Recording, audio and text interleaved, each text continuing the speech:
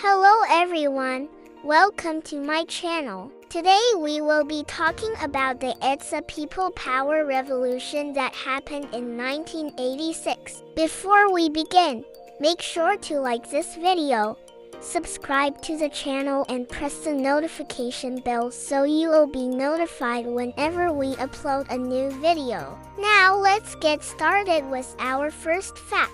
The EDSA People Power Revolution was a non-violent effort led by the Filipino people that resulted in the removal of President Ferdinand Marcos after 20 years of his regime.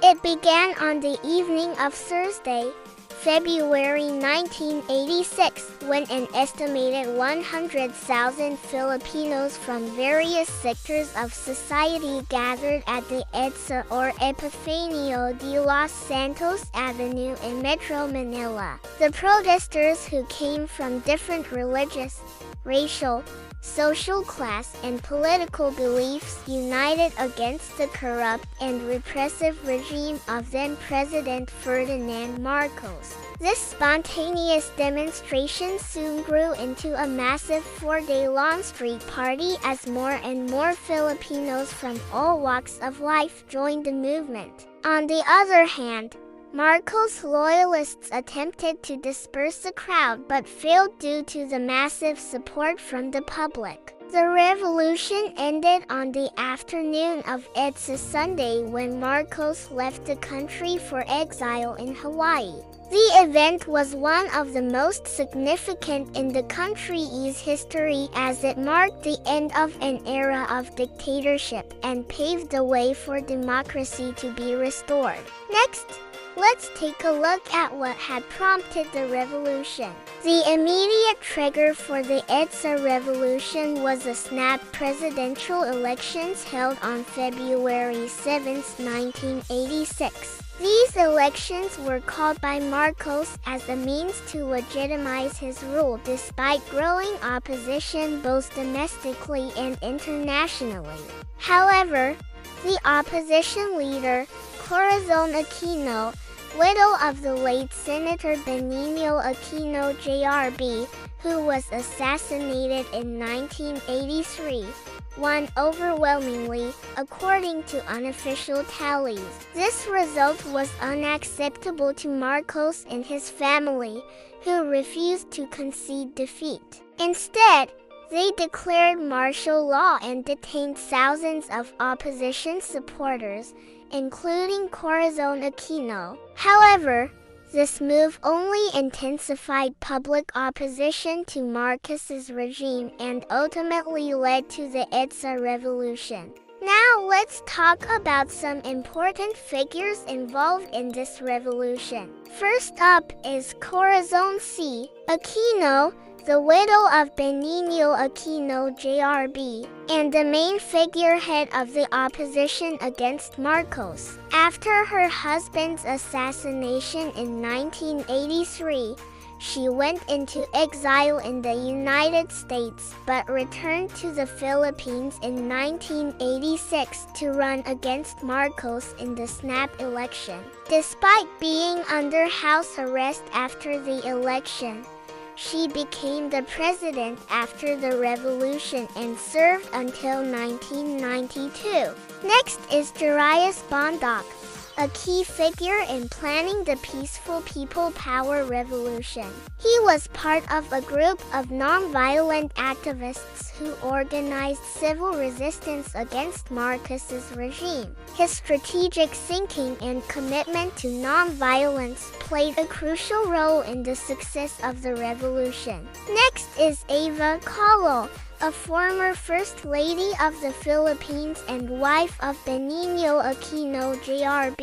She was also one of the key figures in the opposition against Marcos and played an active role in organizing the People Power Revolution. Her leadership and dedication to democracy were instrumental in ending the Marcos regime and restoring democracy in the Philippines. Next is Bishop Julio Xavier Force, a Catholic bishop who emerged as a prominent voice against Marcos's dictatorship. He fearlessly called for an end to the regime and urged the military to support the non-violent efforts of the people.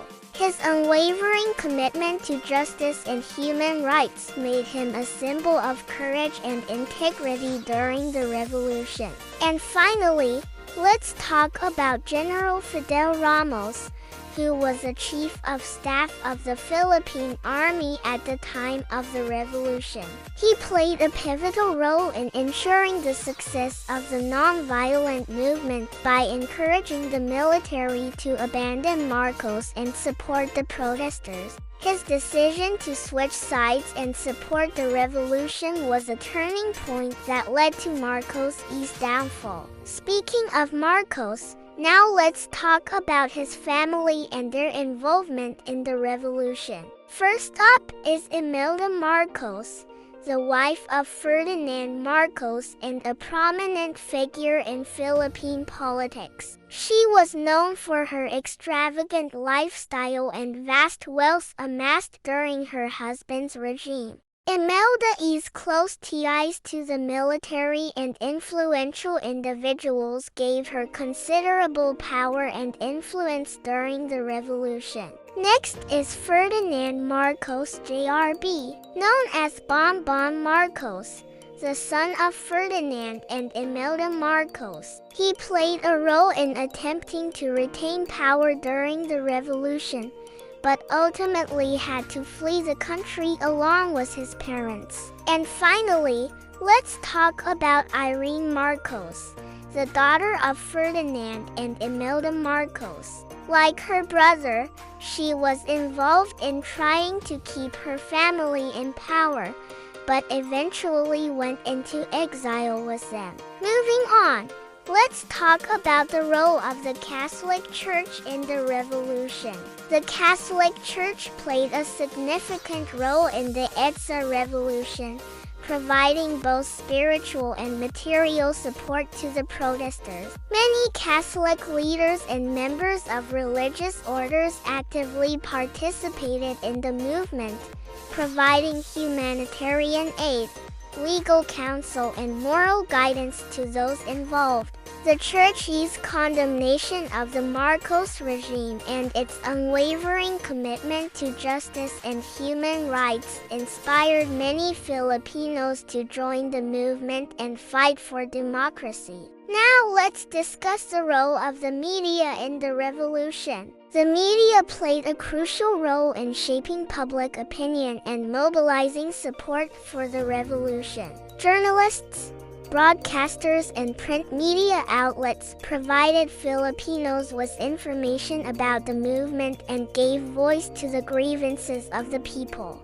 The media's coverage of the events surrounding the snap election and the subsequent protests helped to galvanize public support and build momentum for the revolution. Next, let's talk about how the United States influenced the outcome of the revolution. The United States played a significant role in the outcome of the EDSA revolution, as the Philippines was a U.S. ally during the Cold War. The U.S. government was concerned about the growing unrest and instability in the country. The U.S. envoy to the uncalled for free and fair elections and urged Marcos to respect the results. The US also provided humanitarian aid and supported the peaceful transition of power. Ultimately, the U.S. government's recognition of Corazon Aquino as the winner of the snap election and its condemnation of the Marcos regime contributed to the downfall of the dictatorship and the restoration of democracy in the Philippines. Finally, let's talk about the legacy of the revolution. The EDSA Revolution remains an important event in the history of the Philippines and a source of national pride and identity for Filipinos. The courage and determination of the Filipino people in their pursuit of democracy and human rights continue to inspire people around the world. The legacy of the revolution is a reminder of the power of nonviolent resistance and the importance of upholding democratic values. That's it for this video. If you liked this video, make sure to hit the like button and share it with your friends and family. Don't forget to subscribe to the channel and press the notification bell so you won't miss any of our videos. You can also leave a comment down below with your thoughts, suggestions, or any additional information you have about this topic. Once again, thank you for watching and see you next time.